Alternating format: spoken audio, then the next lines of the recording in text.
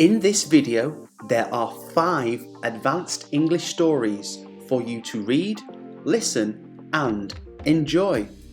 Are you ready? In the labyrinthine alleys of the ancient city of Marrakesh, where the scent of spices wafts through the air and the vibrant colours of the market stalls dazzle the eye, there lived a young boy named Ali. He was a beggar surviving on the coins and morsels of food that kind-hearted strangers would offer him as they passed through the bustling souk. Marrakesh was a city of immense beauty, but it was also a place of stark contrasts. The rich and the poor coexisted, but their worlds rarely intersected. The souk was a tapestry of life, where merchants peddled their wares, storytellers enthralled listeners with tales of old, and the scent of freshly baked bread filled the air. Ali's life was a daily struggle. He had lost his parents at a young age and was left to fend for himself. With tattered clothes and an empty stomach, he wandered the souk, watching the merchants' opulent displays with a mixture of envy and longing. One fateful day, as Ali sat by the grand market fountain, a man named Ahmed, a wealthy merchant from a distant land, noticed the young beggar. Unlike most who walked past, Ahmed saw not just a destitute child, but the spark of potential in Ali's eyes. He approached the boy and asked him his name. Ali hesitated, but replied with a cautious, "Ali, sir." Ahmed could see that there was more to Ali than met the eye. He offered him a piece of bread and a few coins, but what he truly gave was something far more precious: his attention, respect, and a sense of dignity. Over time, Ahmed and Ali formed an unlikely friendship. Ahmed, who was fascinated by the city's rich history and the art of storytelling, began teaching Ali about the city's past and the tales that had been passed down through generations. Ali, in turn, showed Ahmed the hidden gems of the souk and introduced him to the local culture. As the days turned into weeks, their bond deepened. Ali, inspired by Ahmed's kindness and generosity, began to dream of a life beyond the beggar's life he had known. He saw in Ahmed a mentor, a guide to a world that had seemed unattainable. One evening, as the sun cast a golden hue over the city, Ahmed introduced Ali to a travelling storyteller who had come to Marrakesh. The storyteller was a master of his craft, captivating audiences with tales of adventure, wisdom, and the power of the human spirit. Ali was enchanted by the stories and the way they transported people to distant lands and far off times. He listened with rapt attention, hanging on to every word. The storyteller, sensing Ali's eagerness, asked him to come closer and share a story of his own. With trepidation, Ali began to tell the story of a young beggar who had found an unlikely friend, a merchant named Ahmed. His words flowed with a passion and sincerity that touched the hearts of those gathered around.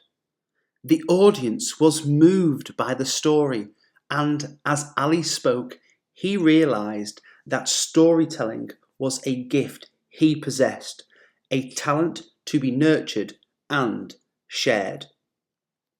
The travelling storyteller, impressed by Ali's ability to captivate an audience, offered to mentor him in the art of storytelling.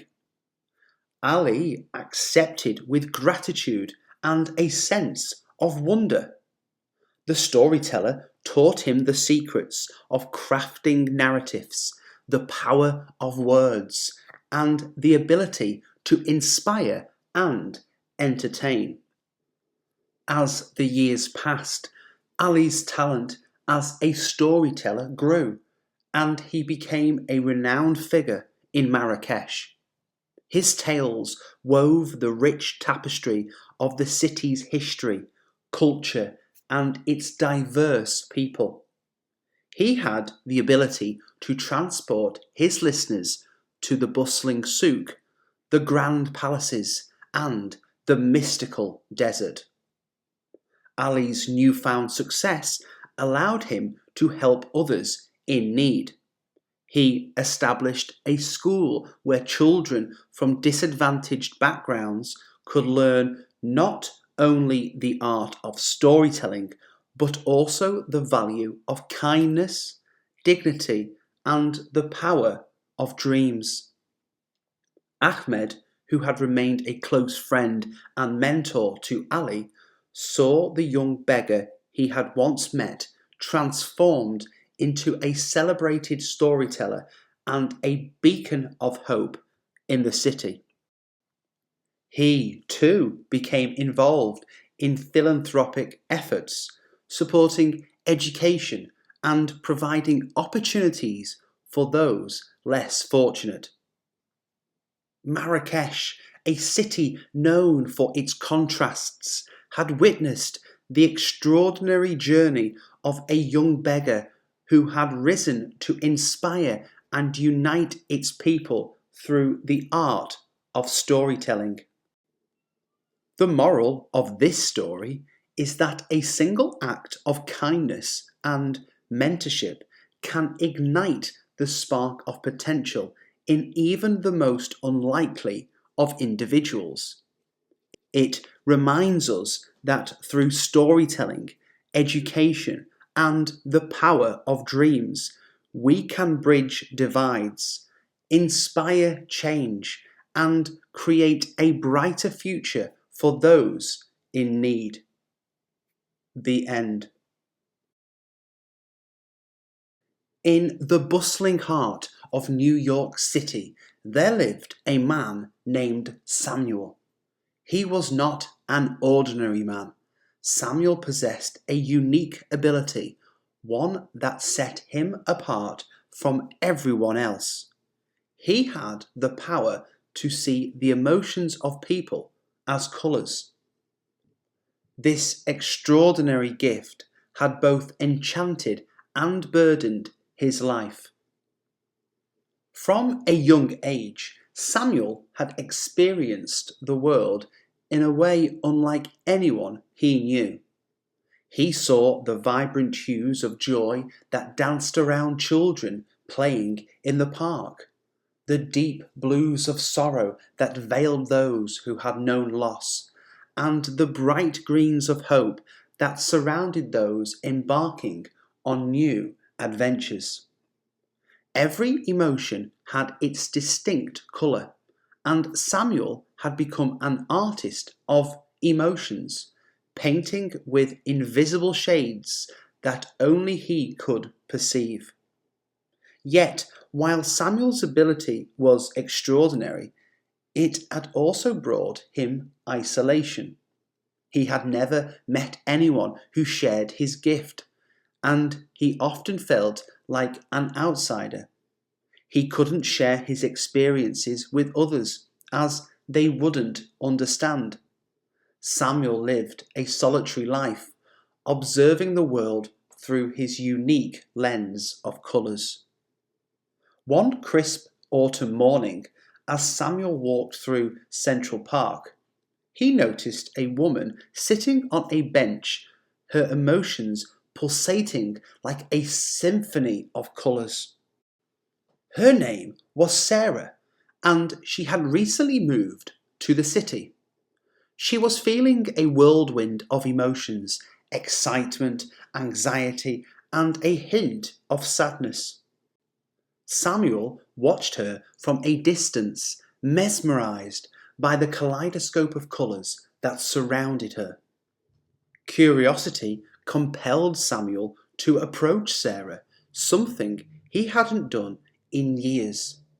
He hesitantly sat down next to her and struck up a conversation. To his surprise, Sarah was open and welcoming, and they quickly became friends. Samuel discovered that Sarah had a deep love for art and was an aspiring painter. They shared stories of their lives, and Samuel, for the first time, revealed his unique ability to see emotions as colours. Sarah was fascinated by Samuel's gift and found herself captivated by the way he described the world. She wanted to see the world through his eyes, and together they decided to collaborate on a project that would blend their two worlds, Samuel's gift and Sarah's love for art. They began to create a series of paintings, with Samuel describing the colours he saw in people's emotions, and Sarah bringing them to life on canvas. The project quickly gained recognition, and their art resonated with people in a profound way. The colours of emotions that Samuel saw became a universal language, transcending barriers and touching the hearts of those who viewed their artwork. As their collaboration flourished, so did their friendship. Samuel and Sarah became inseparable, not just as artistic partners, but as kindred spirits who understood one another in a way no one else ever had. Their connection deepened, and they realized that they were in love. One chilly winter evening, as snowflakes danced around the city, Samuel took Sarah to a quiet spot in Central Park. He shared with her that he saw the colours of love in her heart, a beautiful blend of passionate reds and calming blues.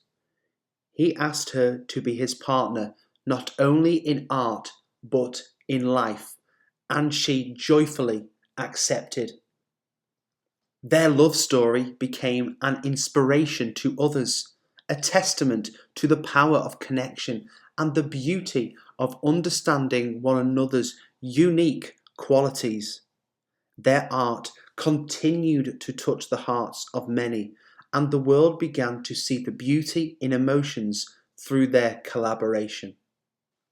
The couple married, and their life together was filled with the joy of creating art that bridged the gap between emotions and colours.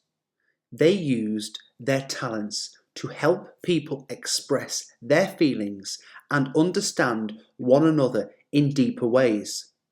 The world was forever changed by their unique collaboration. Samuel and Sarah's story reminds us that our differences and unique gifts are what make us extraordinary.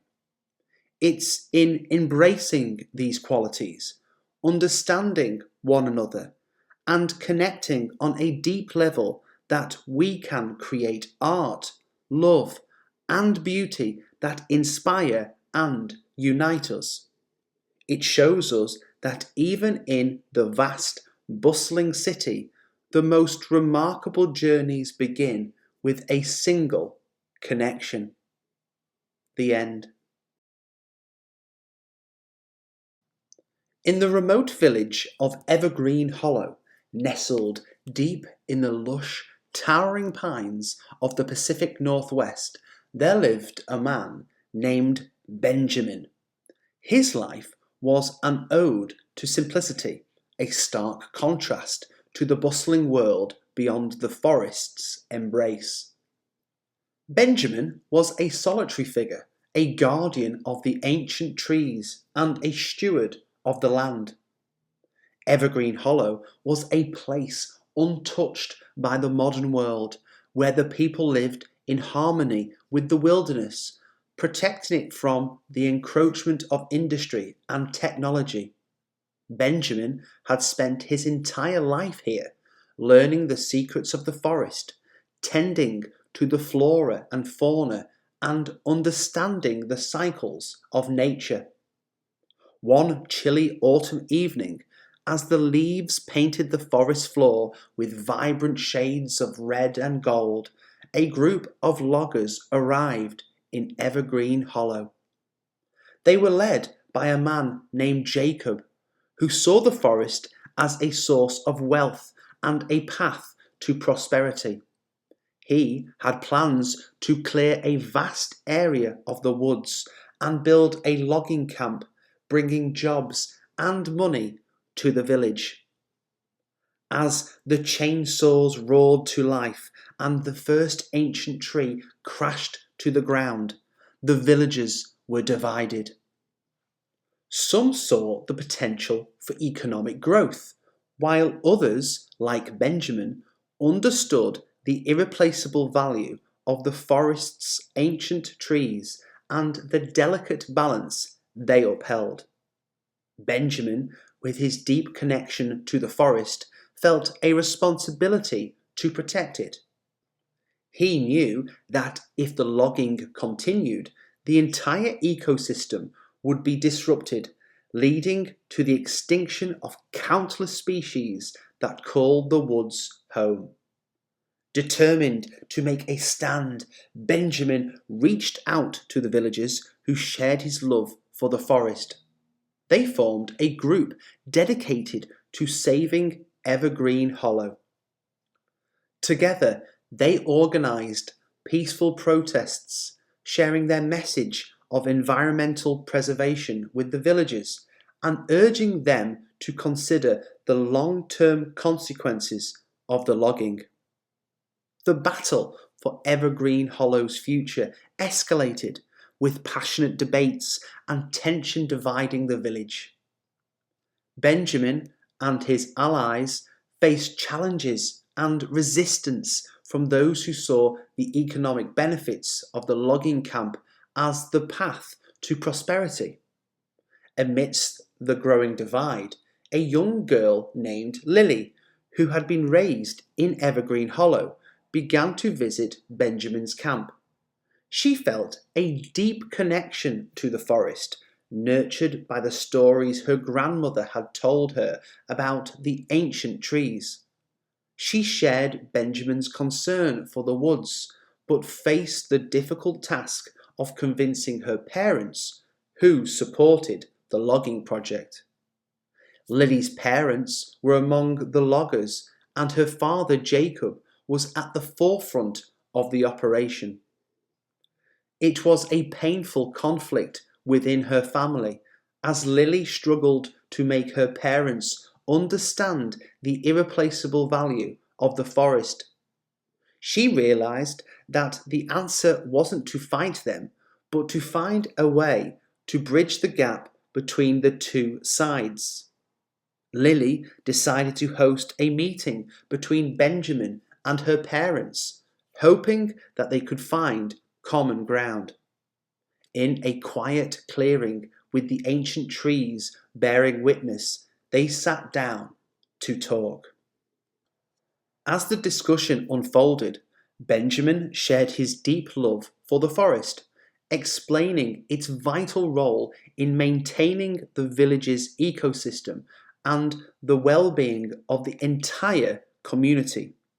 Jacob listened, recognizing the passion and sincerity in Benjamin's words. The meeting ended with a fragile understanding, as Jacob agreed to pause the logging and consider alternatives that would protect the forest. Benjamin and Lily's empathy had opened the door to a path of compromise and cooperation. Over time, Jacob, guided by Benjamin's wisdom and his own realization of the forest's importance, decided to transform the logging camp into an eco-friendly, sustainable tourism venture. The forest would remain untouched, serving as a pristine sanctuary for both residents and visitors to appreciate. Evergreen Hollow became a symbol of environmental stewardship, where the forest and the village thrived together, coexisting harmoniously. The ancient trees, once threatened, became a source of inspiration and wonder for generations to come.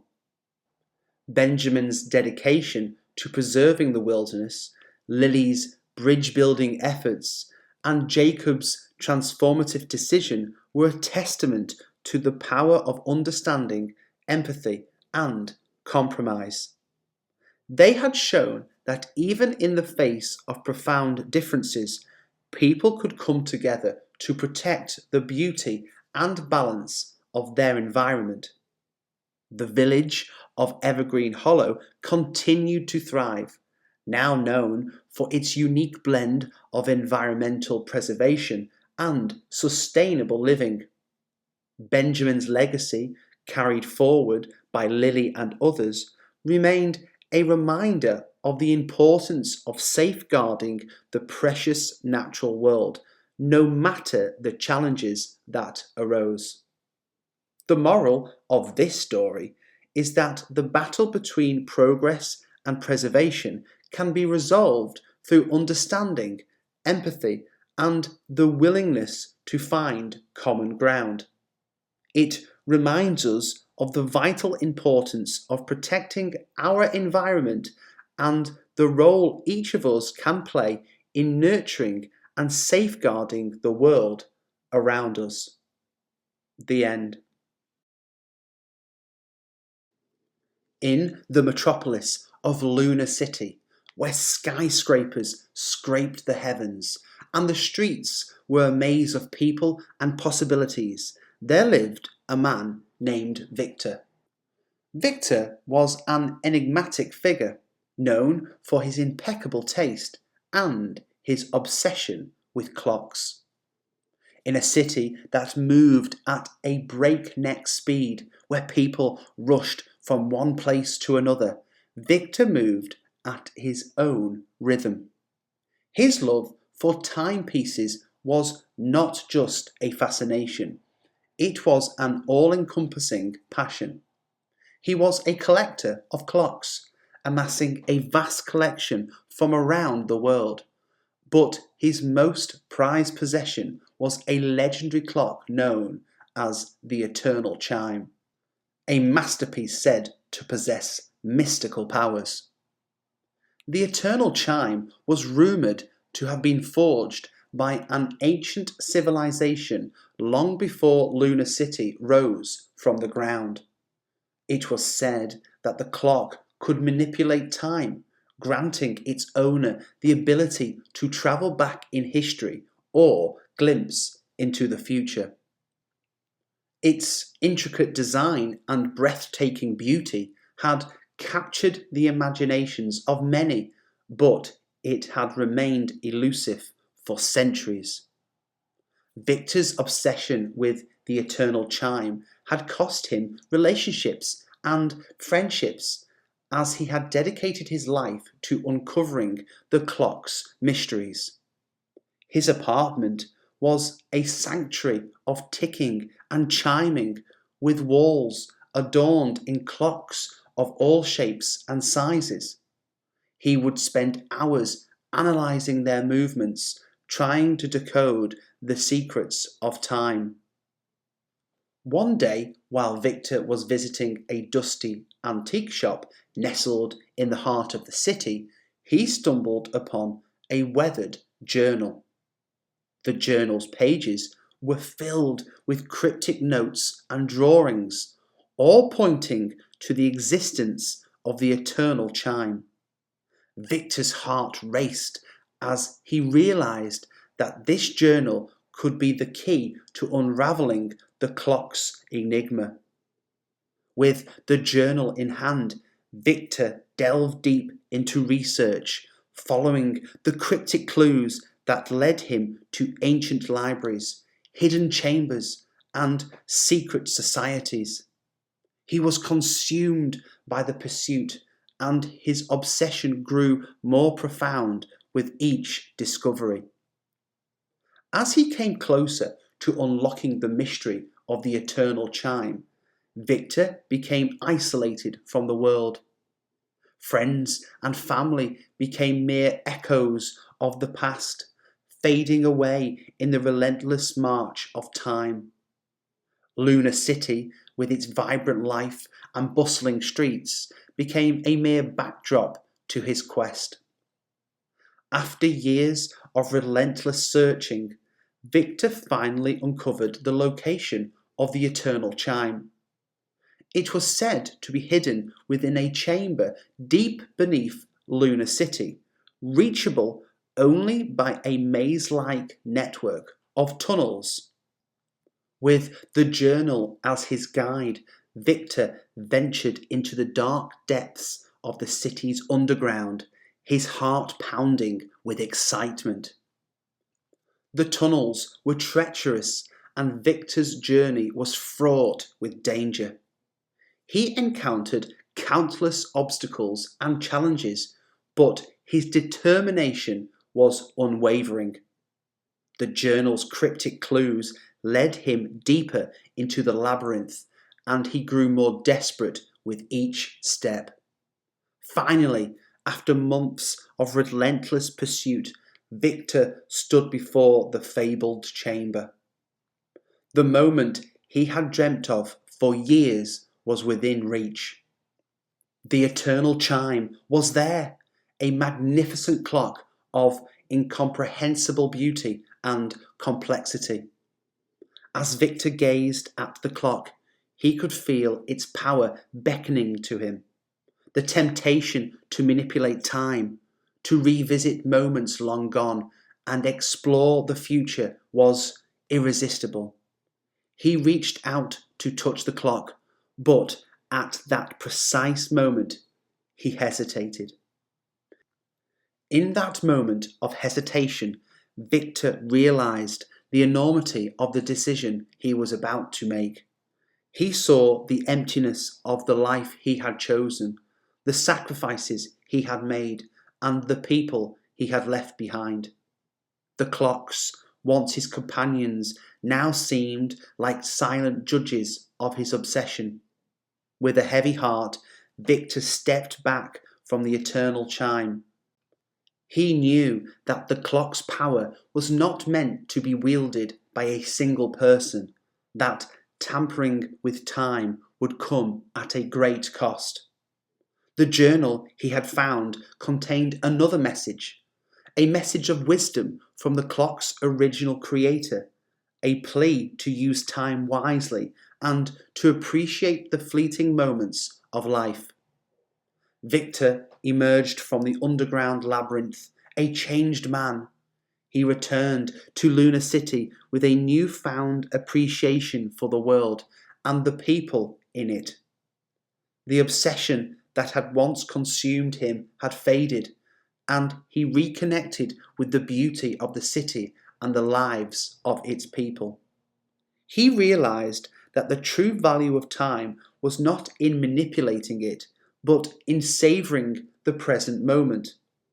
Victor devoted his life to sharing this message with others, to help them appreciate the gift of time and the importance of living in the present. In the heart of Lunar City, the man who had once been consumed by time now stood as a beacon of wisdom. He encouraged people to cherish each day, to build connections with one another, and to find the beauty in the world around them. The eternal chime remained in its chamber, a silent testament to the power of time. Victor had discovered that the most valuable moments were not found in a clock, but in the precious hours spent with the people we love and the experiences that shape our lives. The moral of this story is that the pursuit of knowledge and the passage of time should not come at the expense of the present moment and the relationships that enrich our lives. It reminds us to cherish the beauty of the world around us and to use our time wisely, not in a quest for the past or future, but in the celebration of the now. The end.